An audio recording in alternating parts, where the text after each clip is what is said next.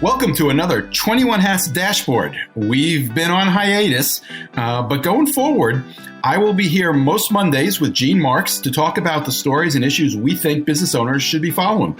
As you may recall, Gene has a consulting business that helps business owners with technology, and he writes about small business issues for pretty much every publication in America. Welcome back, Gene. I've missed you. I have missed you too, Loren, and I am so happy to be back and great to be talking with you. Excellent. Great to have you here. Let's dive right in. You wrote a column recently about remote work, which I found really interesting because I think opinions about this continue to evolve the longer this goes on. But it's so interesting to hear it from you because you were ahead of your time. You went remote, like 15 years ago? Yeah, even more than that. I mean, it was in 2005. I had 10 employees then. I have 10 employees now. You can tell you're talking to somebody who's really running a growing business here. But I have more contractors now, so maybe that makes up for it. But we had we had offices in Philly, and it was me and my dad. My dad passed away in 2005, and no one would ever come to the office, because everybody's out at projects. And so, we're paying rent and whatever, and, it was a lonely place. So after my dad passed away and I was reassessing, everything, I decided to close down the office and everybody worked virtually. And that's the way it's been since 2005. And Loren, that was still dial-up days, It must have been hard initially. Yeah. We were sending mail by pigeon. It wasn't even an email back then. And so everybody started working from home. And, at the time, I set up a virtual phone system, which was around and still use it today. Obviously, we had our website. We were using CRM software back then. And so people were synchronizing it because it really wasn't very cloud-based at the time. So that was, a headache. But we did our thing. And it's, fast forward 17 years later, and we're still virtual. And I tell this to a bunch of people. I mean, with all this debate about remote work and working from home and all that kind of stuff, I just have to warn people that, it cuts down on overhead and it's all, that's all good. But, Loren, I think I run America's most dysfunctional company. Why do you say that? I mean, we never see each other as a group. I bump into them, people at clients. I talk to everybody, on the phone or by Zoom or whatnot. But, we have no innovation. We have no socialization. We have no, group, activities that we do together. Everybody's been used. And by the way, my turnover is pretty low. I mean, I have a lot of the same people that have been with me for at least 10 years, 7 to 10 years. So they like it. I mean, and that's because when I hired people in, they saw the way the company was organized and they got what the culture was like. There's no culture, it's like anti-culture. Have you tried getting people together for? Yes. Yeah, I have. There was a period of time where I was trying to do the we're all a family kind of thing, and everybody seemed to hate it. I would have work events. We would meet hey, let's all go out to a bar together, whatever. First of all, half the people would show up. They're like, I don't even know these people. What do I care? And then the ones that wouldn't they didn't even they wouldn't even recognize each other. They'd be like, you're Maria? Oh, I didn't realize. And then. And then and then everybody would go their separate ways again and not see each other again. So I kind of missed out on that. I mean, I get jealous sometimes of those clients that I go to, and there are plenty of them, where, you go there and everybody's in the office and there's an employee work room, break room, and people are hanging out talking about their weekends or, overhearing something at a client, and they're talking about that. I mean, I'm like, man, my company has none of that, So I guess it's just, I think with this whole work from home thing, so much has been written about. Everybody's so, just freaking out about what the best, just this past week, Apple employees published a public letter complaining about Apple's work from home policies. It's a real issue that employers are going to have to work out. But I am telling you, Loren, don't go completely virtual. And if you're going to err on any side, err on having your employees in the office more so than working from home. Have you thought about reestablishing an office? No, because I'm a cheapskate. When I'm lacking in culture, I don't want to pay rent. Screw that. So, we'll just muddle on in the culture that we have. I mean, it hasn't done me that bad. But I do, miss it though. And I wish. Is it just you miss it because you think it would be energizing and fun, or do you think the company suffers? The company suffers because of that. And I know that because, we have a lot of clients that we work on, and a lot of them have overlapping, things that they want to do. And, with the software that we sell. And if we were all in one place, oh, you got that issue with that client? We had that at our client, last month, and here's what we did. You know what I mean? Sure. But bear in mind, though, Loren, again, we tried it. I tried to have an office, and nobody was in the office because of the nature of the work that we do. They were at clients. So, I just resigned myself to the fact, well, that's just the kind of firm that we have, Do you have a sense of where this issue is moving? Do you have clients who are who thought remote was going to work and are now rethinking it? When everything shakes itself out, things are going to be the way they were pre-COVID, except there will be more flexibility in work schedules. There's no question. And when I mean flexibility, people will, I think business owners not only will allow their people to work from home a day or two a week, they'll leave it up to the managers to say what's best for their teams, And I feel the same way about the whole 4-day work week thing. I think that's a narrative that's going on, and a lot of older business owners are, grumbling about that. But I think it's an answer for a lot of people that are struggling to find hourly workers. Everybody loves to hear 4-day work week, and you say, okay, you can work for us 4 12-hour shifts, and then take the rest of the week off. It works for the nursing industry. So work from home, remote working, virtual workers, 4-day work week. It's all about flexibility. And I think that employers realize that they have to offer some level of flexibility to their employees. That's what Gen Zers and millennials want. All right. Next issue. We just got a new jobs report, and the economy continues to add jobs. 428,000 in April. Any thoughts on? Does that line up with what you're hearing from your clients and what you're observing in terms of how the economy is performing? What's really interesting to me, Loren, is I was at 3 different clients this past week, 2 manufacturers and 1 distributor. All 3 of them told me that they're concerned about a potential recession. All 3. They are all seeing right now a little bit of softening in orders. I hear, and again, this is anecdotal because it's only 3. So, but it's not just based on, reading the Wall Street Journal. It's based on looking at their own numbers and assessing where the business is going. Yes. And as I told you before we started recording, I spoke to a bunch of people in the chemical distribution industry, people that do coil coating manufacturing. I don't even know what that is, but I spoke to them. And they, hundreds that are there. And I spoke to a few, handful of people at each. And they also, because I asked them, are you hearing anything? What are you seeing, as far as your orders or whatever?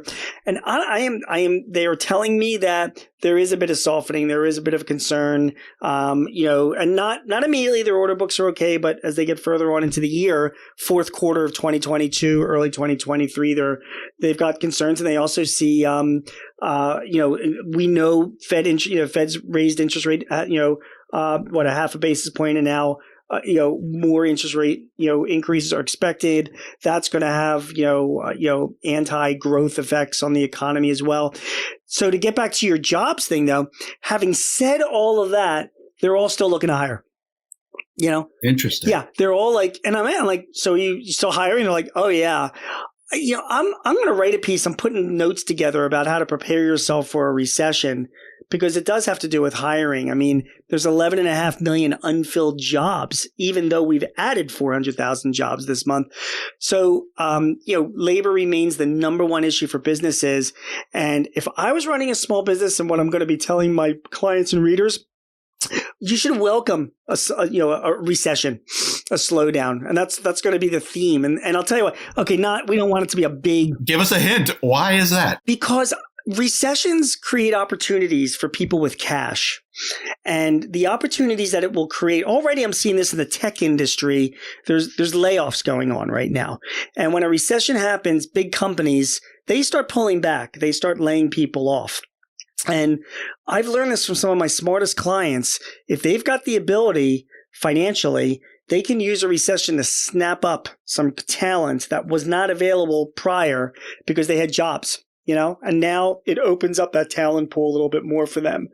So my angle and my take and my advice to a lot of my clients and what will be to the people that read the dribble that I write is, as we, if you're going to prepare for a slowdown, don't be afraid of it, embrace it, be ready. And I'll make some suggestions as to what you can do to make sure you're ready. But most importantly, take advantage of the opportunity to hire, because I do think that we will be seeing a slowdown in hiring and even some layoffs. And I think that's an opportunity for small businesses.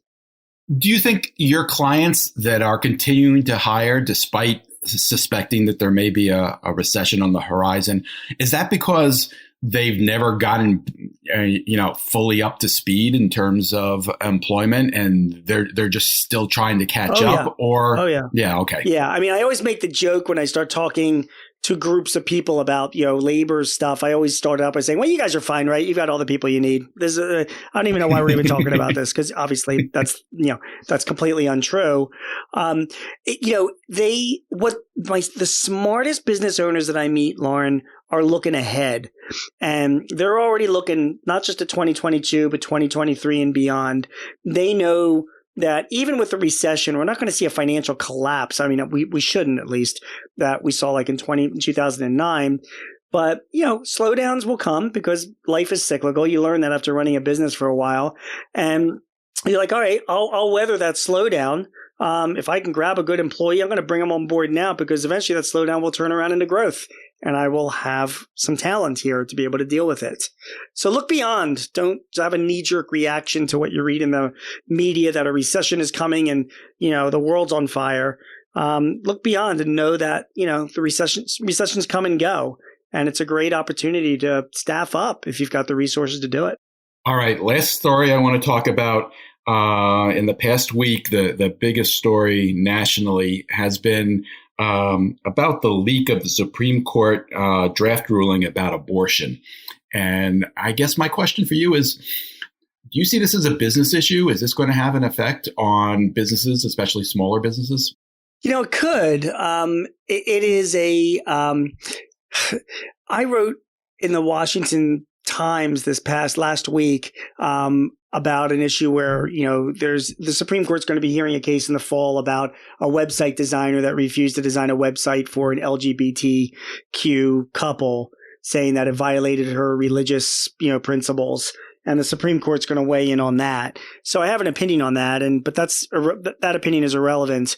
Why it ties into this whole abortion issue is that there's a lot of social issues going on in this world right now. And, obviously amplified because of social media. Abortion is going to be we're going to be hearing about Roe versus Wade this entire year.